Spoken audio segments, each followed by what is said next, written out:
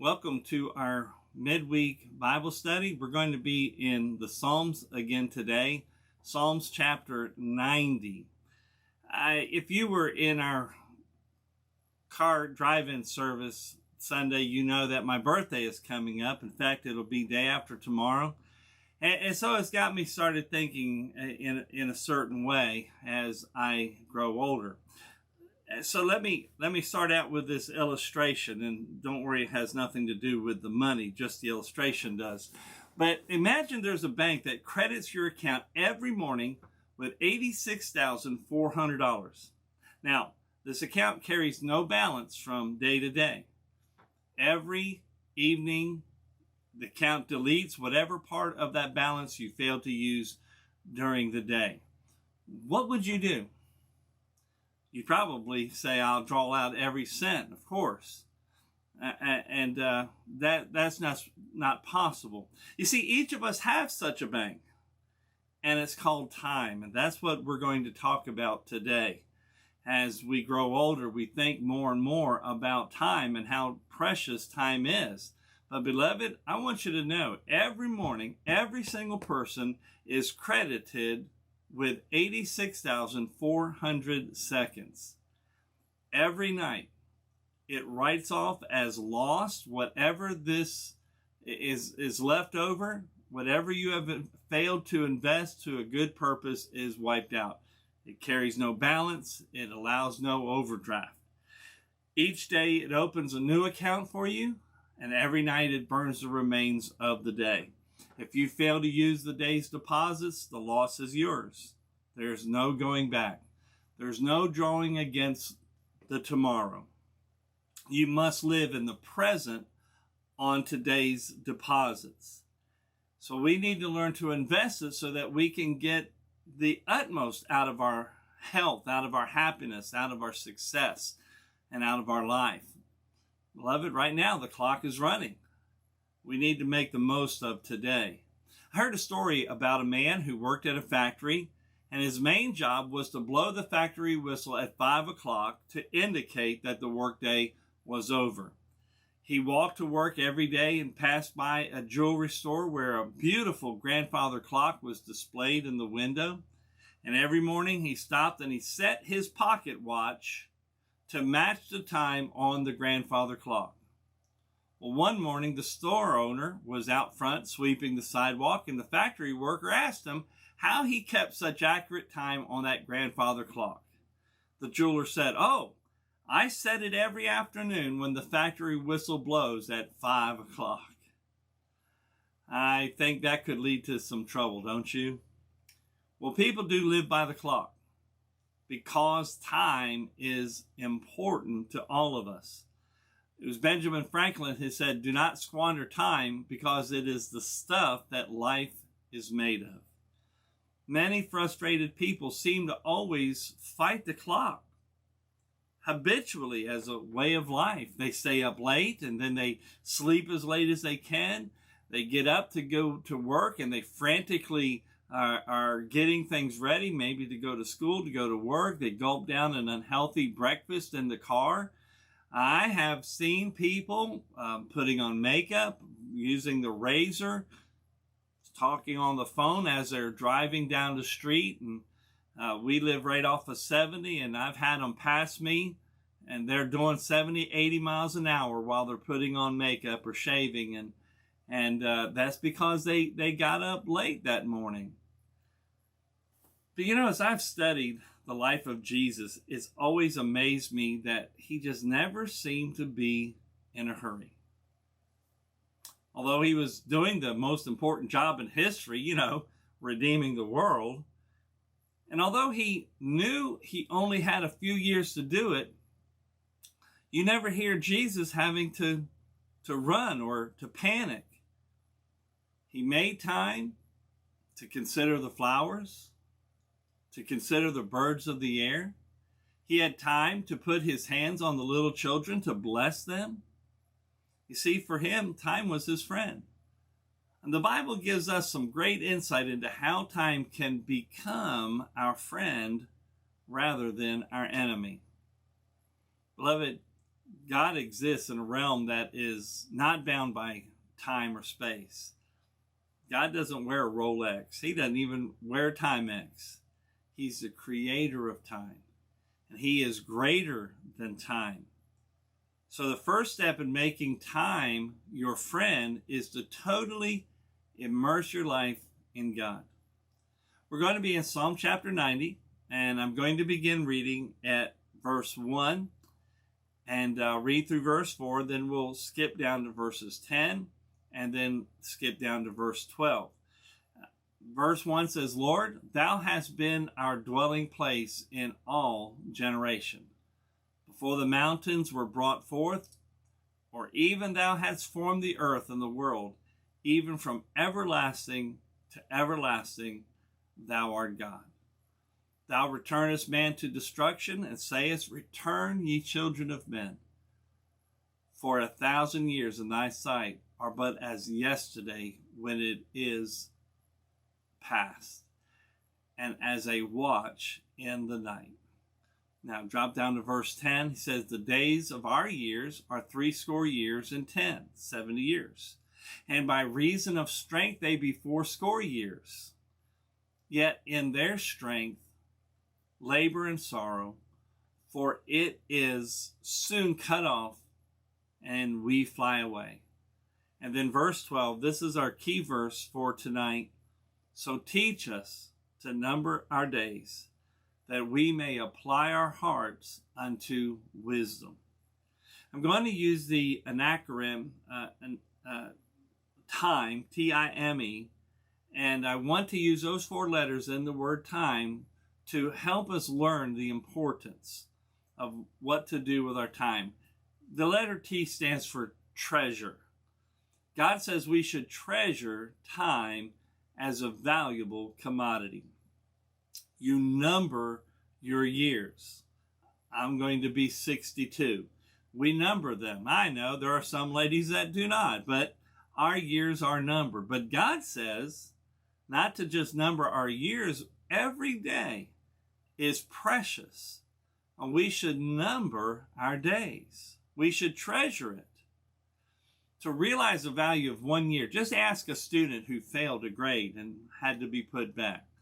To realize the value of 1 month, ask a mother who gave birth to a premature baby. How valuable is an hour? Well, ask a businessman whose flight was delayed an hour and he missed a very important business deal. How about a minute? Is a minute very valuable? Well, ask the man who had the heart attack in the restaurant and the EMT just happened to be sitting at the next table and performed CPR, saving his life. How about a second? How valuable is a second? We'll ask the person who missed a head-on collision with an oncoming car just by a fraction of an inch. 1 second further, he would have been in that accident. How about a millisecond? Is that important? Is it valuable? We'll ask the Olympic swimmer, let's say, who missed the qualifying by 0.6 of a second. Beloved, time is valuable. Treasure every moment that you have. Someone put a poem out, said, yesterday is history, tomorrow is a mystery, today is a gift, and that's why it's called the present. Like a present, a gift. Someone else said you can make more money, but you can't make more time. Then there's the expression, time is money. You heard that one, haven't you? Time is money. That's not true. Not true at all. Time is much more valuable than money. It may be hard to make more money, but it can be done. But it's totally impossible to make more time. Time is more valuable than money. So understand that you should treasure time as the most valuable asset that you are given in the world. The next letter in time is the letter I, and it's for invest. And we've used a lot of phrases, but there's a lot more phrases about time, and these things aren't really possible. You can't buy more time. You can't find more time. We speak of making time. These are all impossible. You can't save time. You can only invest it. We just said that time is more valuable than money, but it is like money in that it can be spent and it can be invested. It's different from money, though, because while money can be saved, time cannot. If you don't use your time, you lose it, and you lose it forever. Back in the early 70s, Jim Croce wrote a song that said, "If I could save time in a bottle." Now, great lyrics to the song, and it would be nice if we could save time, but you just honestly cannot. In fact, a few months after he wrote that song, he was tragically killed in a plane crash at the age of 30. You can't save time. We all have what we call time-saving appliances, like a microwave oven. Computers were supposed to save us time. Guys, we love to take shortcuts in order to save time. Show me some of the time that you saved. Where is it? Do you have an accounting of this time to where you can pull it out and use it when you want? You can't save it. You can only spend it or invest it. Where you invest your time reveals what is most important to you. Out of the 168 golden hours in each week, the average person will end up with about 35 hours out of that week as discretionary time left over. After we remove sleep, work, just all those things that we have to do, we have left over about 35 hours to do with as we please. And that works out to about 5 hours per day. So here's the question. What are you investing? Where are you investing those hours? If I were to follow you around and observe you for those 5 hours for about 10 days, I could tell you what is the most important thing in your life. And you might not like it. You probably wouldn't agree to that, but the truth of the matter is, in those few hours, it tells us what is the most important. Because here's what a lot of people are doing. They're on their computer surfing the internet. They've got their phone and they're looking at their phone because that's what's most important to you. I have seen families out to dinner, and there are two teenagers and the mom and the dad, and not one of them are interacting with each other. They're all on their phones. Maybe they're texting each other, and that's the way that they communicate, but I really don't think so. Still others, they'll spend that time watching television or reading something, and because that's the most important. And I'm not putting any of those things down. Those things are very important, especially things like reading. But how much of that discretionary time are you devoting to your Lord? How much of that discretionary time are you devoting to your family? Well, the next letter in the word time is M, and it stands for manage. I think all who are hearing this are going to agree that we believe as Christians, we believe that all the money that we have, that we've received, comes from God. We are not owners. We are just simply managers. Everything that we have comes from God. Well, the same thing can be true about time. I hope that you that see that everything you have came from God will see that every second that you have in your day also comes from your Creator. And He alone controls it. You've probably heard this story. It was a time management expert. He was teaching a seminar to some executives, and he placed a large glass jar, big open mouth, in front of the group. The first thing he did was to put 7 or 8 kind of large stones into the jar, and he asked the class, "Is the jar full?" And people began to nod in the affirmative that it was. Well, then he took some pebbles and he filled up the jar with these little rocks, shaking them down around the big rocks until it reached the rim of the jar. Is the jar full? Well, by now the group wasn't going to answer because they got it wrong the first time. So without waiting any longer, he then grabbed a bucket of sand that he had under the desk, and he began to fill that in and shake the jar down until all of that sand filled up around all the big rocks and all around the pebbles. And he again asked, "Is the jar filled?"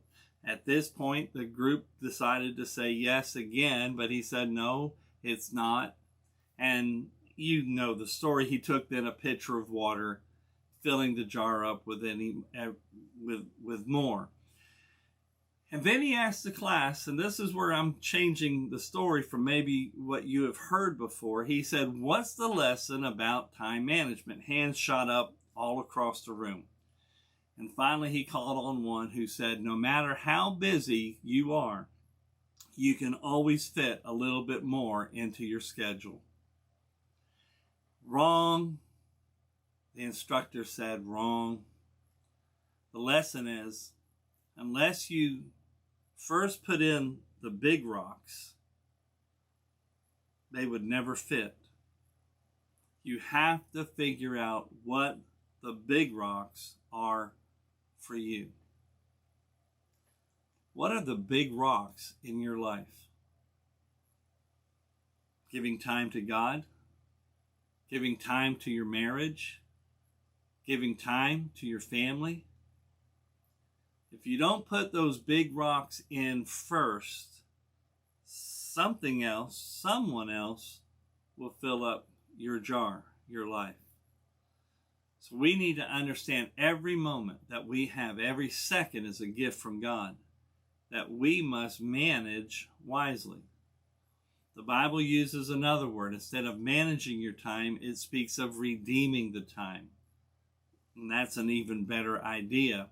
The Apostle Paul said in Ephesians chapter 5, "See then that you walk circumspectly, not as fools, but as wise, redeeming the time, because the days are evil."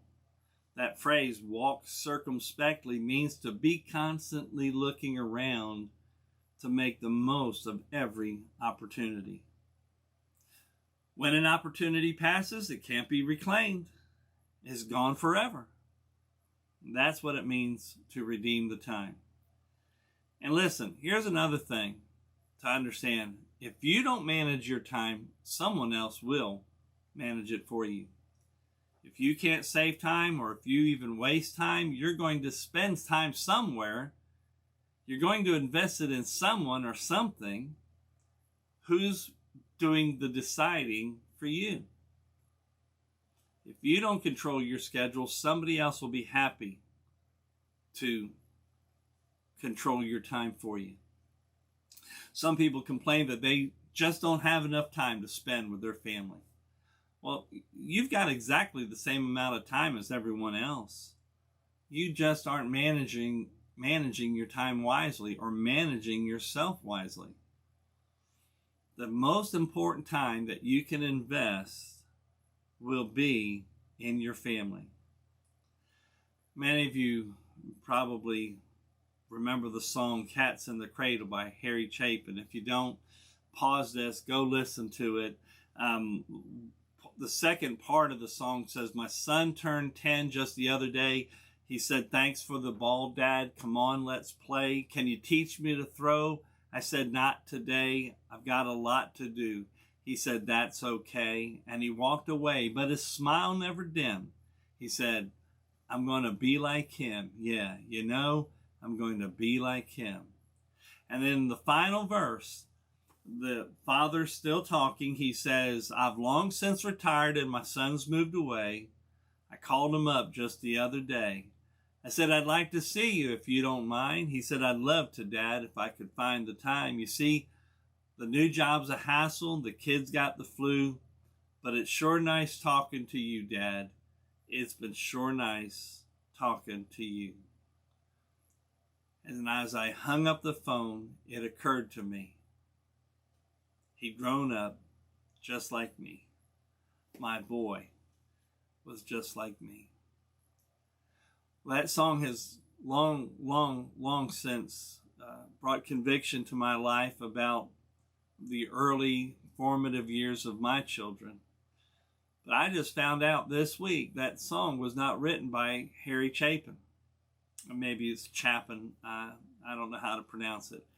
No, it was his wife, Sandy, that wrote the words to that song sometime after their son Josh was born.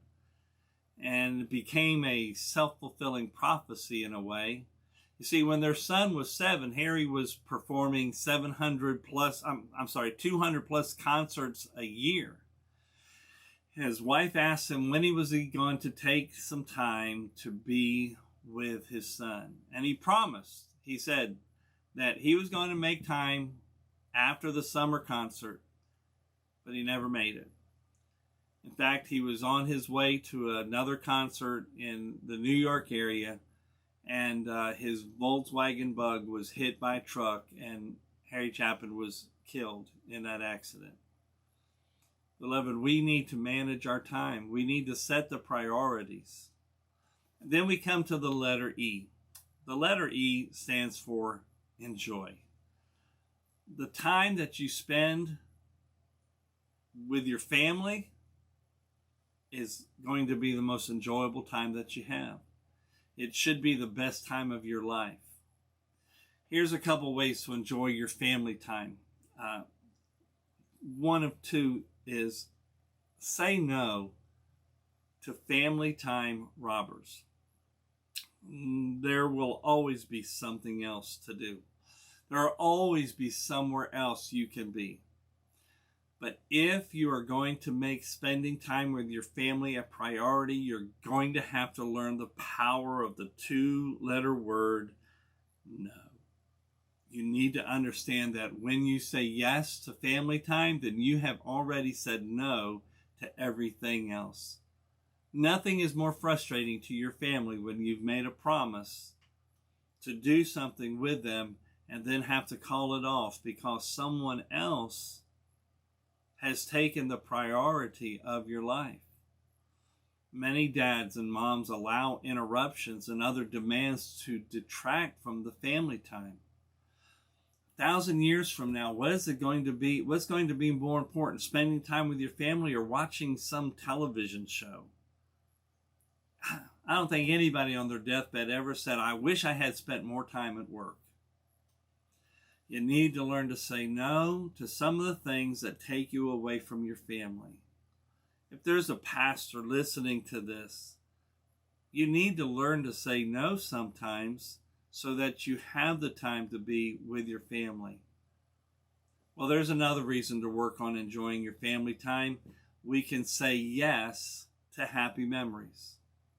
If we learn to say no to the time robbers, we'll then be able to say yes to happy memories. Our kids are only going to be with us for a few years, so we must make the most of it. The Apostle James writes in James chapter 4, verse 14, whereas we know not what shall be on the morrow, for what is your life? It is even a vapor that appeareth for a little time and then vanishes away. You don't have very long to live, so let's make some happy memories of time. Treasure your time, invest your time, manage your time so that you can enjoy your time. You don't have to live on overload. You don't have to live in survival mode. Begin to build a buffer around you, around your schedule. Beloved, time is God's precious gift. So I want to thank you for taking the time to listen to this message. I hope that it's meant something to you. I hope that it will change your life for all of time. Let me pray for you. Heavenly Father, I thank you that we have the exact amount of time that you've given us, everyone. But Lord, some of us have not invested our time correctly. We've not managed our time correctly. And I pray that we would begin to self-evaluate and see where we're making our mistakes. Help us then to invest more into our family, invest more into your eternal kingdom so that we can know that we have done everything that you have called us to do. We love you. We thank you for loving us, and that while we were yet sinners, Christ died on Calvary's cross. And you have sent him so that we can have a relation relationship with you, Heavenly Father. So I pray that you would bless our time here on this earth as we endeavor to serve you. In Jesus' name I pray. Amen. God bless you, and I'll see you hopefully here 10 o'clock on Sunday morning for our drive-in service. God bless.